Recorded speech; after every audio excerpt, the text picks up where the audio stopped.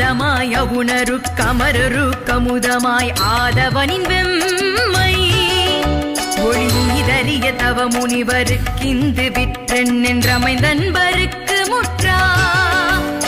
மூலமாம் வினையரு தவர்கள் வெம்பகையினை முடித்திந்திரற்கு meta முடிவிலா ஆனந்த நல்கும் பதம் அளித்தெந்த மூதண்டமும் புகழும் வேல் ஏலமா யானையின் கோடது சொரிமுத்தும் மின் பனைகளும்